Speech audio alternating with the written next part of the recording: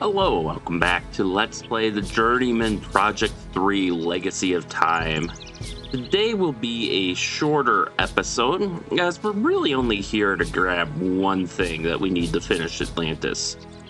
And to kind of keep everything, all contained, in as few parts as possible, because we will also have to leave El-Dorado, and visit Shangri-La to get an item for El-Dorado. So what I'm going to do is there's some options in the options setting for Arthur. Now, I have normal. Arthur talks when relevant to gameplay. There's this checkbox for audio cue when comments are available. That's like the little boop, or the noise you might hear from time to time. Chatty, Arthur talks frequently, which all of these, by the way, he has the same dialogue pool. This just controls when, how often he speaks without being prompted to speak. And quiet, Arthur talks only when you ask him to. Warning, you may miss significant information. And that's fine for this. So I'm basically just avoiding, you know what, see, that's the thing is, I know, as much as I love Arthur, I never said it to Chatty, just because he will constantly talk, and I don't want to, interrupt him accidentally by, clicking around or trying to move or something. I'll leave it on normal. I guess we could go through a few comments. Oh, we're actually a little further down than I thought, so, yeah, I guess we'll go through a few comments, just because we do... It's not really a puzzle, but we do have to use something. The balloons, as you may remember, we have to use those to get to the other side of the canyon. And I worry that Arthur might not give his help or his comments once you use it. So I guess we will be using a couple of his comments now that I'm thinking more on it, but that's all right. Agent 3 said this city was El-Dorado, the fabled lost city of gold. The legend of El-Dorado grew after the conquistadors came to Peru in 1530 to plunder the Incan Empire. Driven by rumors of a gilded city whose roads were lined with gold, New World conquerors continued to ravage the continent of South America after the genocide of the Incas. According to history, the name El-Dorado was coined by Sebastian de Belalcazar in 1535, a veteran of the Inca conquest and founder of the capital of Ecuador. He met an Indian who spoke of a king that sprinkled his body with a fine gold dust before bathing in a sacred mountain lake. On hearing that, Belalcazar called the mysterious king El-Dorado, the Golden Man. Today, we know that man as George Hamilton. But we're not exactly blending in here, Gage. Sorry, but I don't think your gleaming smile is a sufficient disguise. Besides, a Spanish conquistador might come along and take your fillings. We need to find someone native and capture their image with the chameleon device. This is the farm plateau we visited earlier. We know that most of the fighting occurred over the temple of the central plateau.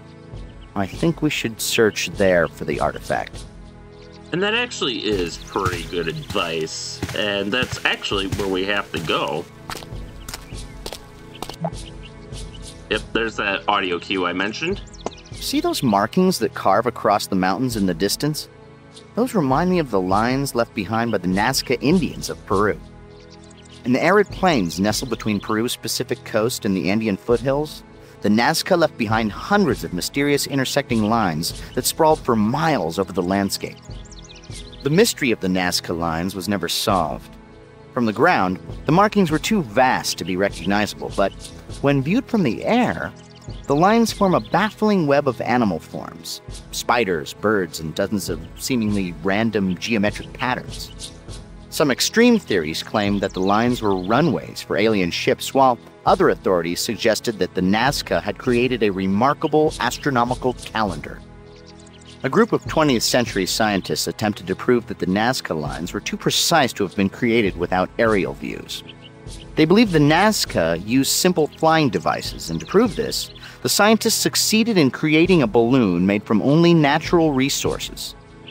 It appears that the El-Dorado people have actually mastered ballooning. They may have shared the technology with the Nazca before their untimely demise. And here we can look at a basket, but it's empty.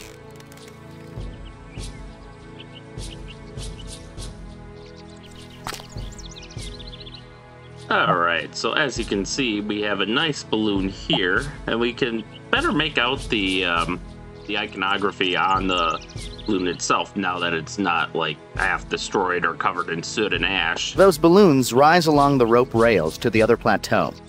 It actually looks very safe, but before we go, let me tell you a sad tale about a little balloon called the Hindenburg. And we will actually be getting in.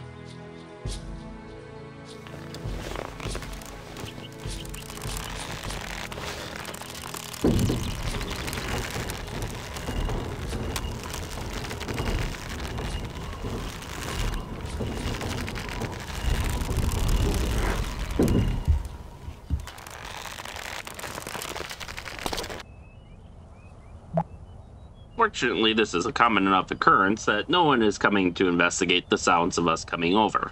Greedy explorers continued searching for El-Dorado right up to the end of the 18th century, cutting a bloody trail of atrocities through South America. However, none would find the lost city. Disease, dissension, native resistance, and malnutrition would eventually decimate even the most well-prepared expeditions. Alright, let's continue onwards for now. And we're gonna just head straight up these stairs.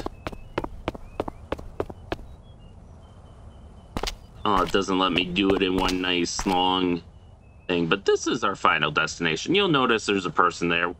We'll get to know him later. Also, keep this shape in mind. That'll be important later, but the item we've come for is in this basket. That yellow sheet is gold leaf. Many ancient cultures discovered that gold was a very malleable metal. It could be pounded into very fine sheets that could be quickly and easily applied to almost anything to make it look golden. And we will take a sheet of that.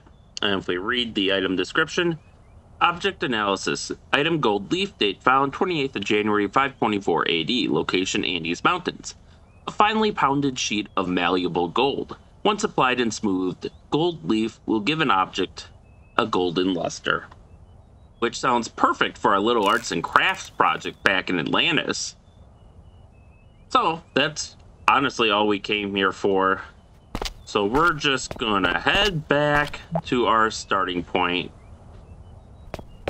We'll get that comment from Arthur later.